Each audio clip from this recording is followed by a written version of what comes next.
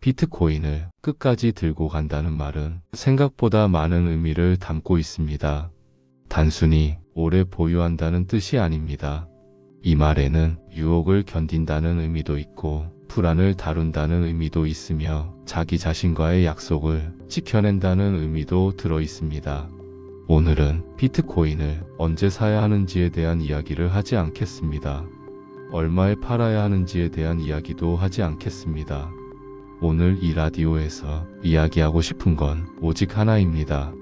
어떻게 하면 비트코인을 끝까지 들고 가는 사람이 될 수 있을까? 비트코인을 보유하는 사람은 정말 많습니다. 하지만 끝까지 들고 가는 사람은 생각보다 많지 않습니다. 대부분의 사람들은 어느 지점에서 중간에 내려옵니다. 가격이 너무 빠르게 올랐을 때, 갑자기 너무 많은 수익이 생겼을 때, 혹은 생각보다 오랫동안 움직이지 않을 때, 또는 하락이 시작되었을 때, 뉴스가 시끄러워졌을 때, 주변에서 불안한 이야기가 끊임없이 들려올 때, 이때 사람들은 비슷한 말을 합니다. 조금이라도 지켜야 하지 않을까? 이번에는 다른 것 같아. 일단 나와서 생각해보자. 이 말들은 모두 합리적으로 들립니다.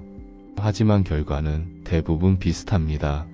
다시 들어오지 못하거나 더 비싼 가격에서 더 불안한 마음으로 재진입하게 됩니다. 그래서 오늘의 질문은 기술적인 질문이 아닙니다. 이건 차트의 문제가 아니고 정보의 문제가 아니며 운의 문제도 아닙니다. 이건 기준의 문제입니다. 비트코인을 끝까지 들고 가는 사람과 중간에 내려오는 사람의 차이는 아주 단순한 한 지점에서 갈립니다. 그 사람의 기준이 어디에 놓여 있는가, 이 차이입니다. 가격을 기준으로 삼는 순간 비트코인은 감정의 자산이 됩니다. 가격은 언제나 사람의 마음을 흔들기 위해 존재하는 것처럼 움직입니다. 너무 빠르게 오르거나 너무 갑자기 떨어지거나 아무 이유 없이 오랫동안 멈춰 있습니다. 가격을 계속 바라보고 있으면 사람은 자연스럽게 질문을 바꾸게 됩니다. 이게 맞나? 지금도 들고 있어야 하나? 다른 선택이 더 낫지 않았을까? 이 질문들이 반복되는 순간 비트코인은 더 이상 자산이 아니라 스트레스의 원인이 됩니다. 그래서 끝까지 들고 가는 사람들은 가격을 기준으로 삼지 않습니다. 그들은 가격보다 구조를 봅니다. 이 자산이 왜 만들어졌는지, 어떤 문제를 해결하려고 하는지, 그리고 그 문제가 사라질 가능성이 있는지 아니면 더 심해질 가능성이 있는지를 먼저 생각합니다.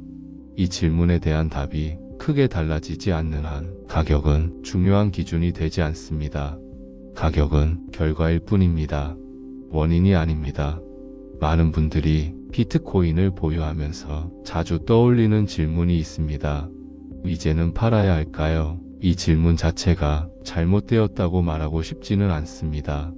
다만 이 질문이 너무 자주 떠오른다면 한 번쯤은 자기 자신에게 다른 질문을 던져볼 필요가 있습니다. 나는 지금 무엇을 기준으로 이 자산을 보고 있는가? 끝까지 들고 가지 못하는 경우 대부분의 기준은 외부에 있습니다. 뉴스, 전문가 발언, 주변 사람들의 수익 이야기, 유튜브 제목, 단기 가격 움직임, 이 기준들은 모두 내가 통제할 수 없는 영역에 있습니다. 그래서 기준이 외부에 있을수록 사람은 항상 늦습니다. 이미 움직인 뒤에 반응하고 이미 흔들린 뒤에 판단합니다. 반대로 끝까지 들고 가는 사람들은 질문의 방향이 다릅니다. 그들은 이렇게 묻습니다. 이 자산의 본질이 내가 처음 이해했던 것에서 벗어났는가? 이 질문에 대한 답이 아니라면 굳이 행동할 이유가 없습니다. 그래서 그들은 자주 팔지 않습니다. 팔 이유가 잘 생기지 않기 때문입니다. 의외로 들리실 수 있지만 비트코인을 오래 보유하는 사람들은 확신이 강해서가 아닙니다. 오히려 확신이라는 단어를 조심스럽게 다룹니다. 확신은 사람을 안심시키는 동시에 방심하게 만듭니다. 그리고 방심은 작은 충격에도 큰 실망으로 돌아옵니다. 그래서 끝까지 들고 가는 사람들은 확신 대신 이해를 쌓습니다. 왜 공급량이 제한되어 있는지, 왜 중앙 통제자가 없는 구조가 중요한지, 왜 검열 저항성이 점점 더 필요해지는지, 왜 신뢰 대신 검증이라는 개념이 선택되었는지, 이 질문들에 대해 스스로 설명할 수 있을 때 사람은 남의 말에 덜 흔들립니다. 이해는 완벽하지 않아도 괜찮습니다. 이해는 조금씩 깊어집니다. 그리고 이해는 쉽게 무너지지 않습니다. 비트코인을 인생을 바꿔줄 무언가로 생각하는 순간 보유는 어려워집니다. 기대가 커질수록 실망도 커지기 때문입니다. 끝까지 들고 가는 사람들은 비트코인에 모든 희망을 걸지 않습니다. 그들은 비트코인을 문제를 해결하는 하나의 기준으로 봅니다. 화폐 가치가 계속해서 희석되는 문제, 노동의 시간이 저축으로 보존되기 어려운 구조, 통화 발행이 너무 쉽게 결정되는 현실. 비트코인은 이 모든 문제에 대한 완벽한 답은 아닐지 몰라도 지금까지 등장한 대안 중 가장 정직한 구조를 가지고 있습니다. 그 정도면 오래 들고 갈 이유로 충분하다고 생각합니다. 다른 사람의 수익률, 다른 자산의 상승 이야기, 단기간에 몇 배가 되었다는 사례, 이 비교가 시작되는 순간 비트코인은 부족해 보이기 시작합니다. 비교는 항상 지금 가진 것을 찾게 만듭니다. 끝까지 들고 가는 사람들은 비교를 줄입니다. 그 대신 자기 자산 구조 안에서 비트코인의 역할을 명확히 합니다. 이 자산은 단기 소비를 위한 것인지 아니면 장기 기준을 위한 것인지 이 역할이 분명하면 비교는 의미를 잃습니다. 비트코인을 오래 들고 가는 사람일수록 가격을 자주 확인하지 않습니다. 자주 볼수록 감정은 개입됩니다. 감정이 개입되면 판단은 흐려집니다. 그들은 생활을 중심에 두고 비트코인은 배경에 둡니다. 이 차이가 몇 년 뒤 큰 결과 차이를 만듭니다. 단기 변동성은 항상 사람을 시험합니다. 하지만 시간은 항상 구조의 편입니다. 시간이 지날수록 제한된 공급은 더 중요해지고 시간이 지날수록 신뢰의 문제는 더 자주 드러납니다.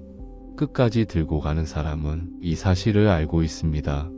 그래서 서두르지 않습니다. 시간이 자기 편이라는 걸 알기 때문입니다. 완벽한 타이밍, 완벽한 가격, 완벽한 확신, 이걸 기다리는 순간 아무것도 할 수 없습니다. 끝까지 들고 가는 사람은 완벽함을 포기합니다. 대신 지속 가능한 판단을 선택합니다. 조금 부족해 보여도 오래 유지할 수 있는 선택, 이 선택이 결국 가장 강합니다. 비트코인을 끝까지 들고 간다는 건 특별한 재능의 문제가 아닙니다. 이건 기준의 문제입니다. 무엇을 단기 소비로 볼 것인지, 무엇을 장기 기준으로 남길 것인지, 이 기준을 한 번만 제대로 세워두면 비트코인은 참아야 할 자산이 아니라 굳이 팔 이유가 없는 자산이 됩니다. 오늘 밤도 조용히 기준을 지키는 분들의 선택을 응원하며 이야기를 마치겠습니다.